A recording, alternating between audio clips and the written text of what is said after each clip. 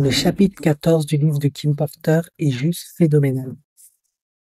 Elle explique, en tout cas, son fils Quincy, ses enfants ont écrit un communiqué comme quoi ils démontrent formellement le fait que ça soit leur mère qui a écrit cet ouvrage. Cependant, Chris Todd, ce producteur qui a obtenu la clé USB, lui affirme que Kim Porter a enregistré tous ces éléments-là en vue de se protéger de Didi. Elle a donné ses clés à plusieurs de ses amis et une clé lui est parvenue par une personne dont il n'a pas communiqué le nom. C'est plus ou moins comme un journal intime, ses mémoires, ses observations durant les nombreuses années qu'elle a passées avec Didi, tout ce qu'elle a vécu, tout son calvaire, tous ses traumatismes.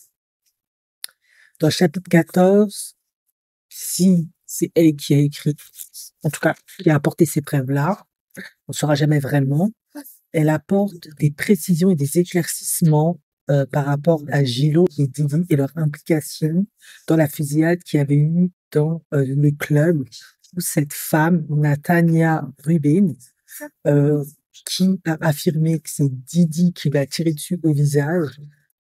En fait, elle explique ce qui s'est passé ce soir-là. En gros, elle explique que il y a eu cette fusillade et du coup, Jennifer Lopez chez Didi dans son bureau, elle était présente. Ça reste quand même la mère des enfants, hein, donc d'une certaine manière, elle est toujours là. En plus, tu te débarrasses pas, je pense, de Didi comme tu veux.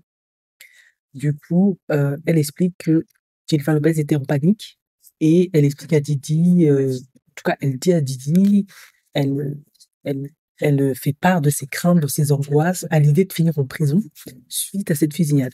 Parce que, si vous le savez pas, lorsqu'il y a eu cette fusillade, Nathania Rubin, la femme sur qui on a tiré, c'est Didi qui l'a tiré dessus. Et comment le flingue a pu être sorti du club, c'est Jennifer Lopez qui a été la mule qui l'a caché dans son sac ou je ne sais quoi qu'est-ce. Sauf que jusqu'à présent, on n'a jamais eu des preuves, ça a toujours été noyé sous... voilà, on a toujours noyé le poisson. Et Nathalie Rubin, pendant des années, a expliqué que apparemment un accord avait été conclu avec Didi, comme dans le cas de Cassie qui a eu plus de 30 millions, on ne sait pas combien. Bien sûr, elle a eu beaucoup moins.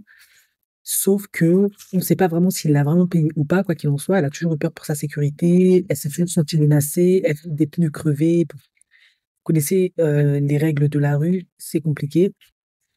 Du coup, dans ce chapitre 14, dans le livre de Kim Porter, il est expliqué qu'il y a un meeting qui se tient avec Kim présente et Jennifer Lopez et Didi. Jennifer Lopez dit à Didi qu'est-ce qu'il va pouvoir faire parce qu'elle veut pas finir en prison, parce qu'effectivement, il y a des tirs qui ont été portés, effectivement, Didi a été accusé, etc. Didi, le vrai psychopathe qu'il est, garde son calme et lui affirme que ça va aller, qu'il n'y aura pas de bille, que tout est sous contrôle, tout est sous contrôle. Jennifer Lopez panique encore plus et elle lui demande est-ce que tu vas aller tuer quelqu'un? Est-ce que tu vas menacer mon avocat?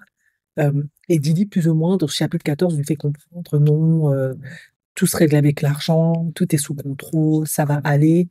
Voilà. Si jamais c'est vrai, ce qui est écrit dans ce livre, bon, apparemment, il y aurait des preuves. Hein. Le FBI, il y aurait des preuves de cette nuit-là. Ça incrimine considérablement Gilo et Didi dans le sens où Gilo est vraiment complice de Didi et pas que de ce genre de malversation. En tout cas, moi, je suis sûr que c'est vrai. Parce que quand tu traînes avec ce genre de gars, t'es toujours dans leur bail chelou, tu vois toujours des trucs tordus qui font. Et puis, bon, t'as tellement peur pour ta vie qu'à la fin, tu vas pas raconter ce qui se passe. Mais moi, je suis sûr qu'elle voulait tellement réussir dans sa carrière que forcément, elle a fait des trucs chelus pour lui. Et d'ailleurs, il va l'impliquer. Pourquoi? Parce qu'il veut s'assurer que si ça part en cacahuète, elle tombe avec lui, plus le faire pression, etc. Ça, c'est le style de Didi, toujours menacer les gens, etc. Donc, ce chapitre 14 explique tout ce qui s'est passé ce soir-là, au moment où il y a eu des tirs, les peurs de Gino, ce que Didi a décidé de faire, comment il les a rassurés. Et pour clouer ce meeting, ça, je sais pas si c'est vrai, mais en tout cas, pour clouer ce meeting, ben, Didi reste fidèle à lui-même. Il a voulu un plan A3 ce soir-là. avec Kim Porter, Gillo et lui. Donc vous avez compris, Gillo aussi faisait des bails chelous, des freak-off. Ben, on a vu les photos sur on a vu les vidéos, les photos. Elle était là avec Alia tout le temps dans le lit. Donc elle, c'est sûr qu'elle a fait des freak-off. Elle voulait tellement réussir, là, tellement ambitieuse. Sauf que ce soir-là, Kim Porter, si c'est elle qui a écrit cet ouvrage, affirme que pour une fois, le Bangala de Didier ne s'est pas levé, ça n'a pas donné. C'est-à-dire, toutes les autres fois, il fait mouche, mais exceptionnellement, ce soir-là, ça l'a marché.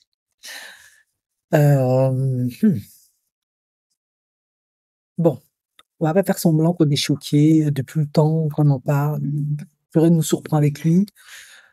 Moi, je ne peux pas affirmer que c'est elle qui a écrit cet ouvrage, mais il semblerait que de ce qu'elle écrit au fil des chapitres, ça semble être cohérent de comment Didi est, de ce que expérimentait Didi ainsi que d'autres femmes, pardon, Kim Porter ainsi que d'autres femmes. Donc ça tombe sous le sens. Après, un bon auteur peut parfaitement écrire cet ouvrage aussi euh, et faire porter la voix de Kim, alors que c'est pas elle du tout. Ça, honnêtement, quand on a une belle plume et une bonne créativité, c'est possible. On verra. Après, s'il y a vraiment des preuves qui incriminent, ben, ce sera vraiment la fin de Gilles, etc., Didi. Euh, mais il faut des preuves concrètes, parce que des dires dans un ouvrage, ça ne certifie pas que ça reste quand même un beau récit, etc. À vous de juger, de faire votre propre opinion. Mais il semblerait que ce serait la véritable, j'ai dit dans plusieurs de mes vidéos, hein, mais il semblerait que ce soit la véritable raison de pourquoi Ben Affleck, en fait, a quitté Gillo. Parce que comme il a ses ambitions politiques, là, lui, il ne veut pas être éclaboussé par le ghetto. Voilà.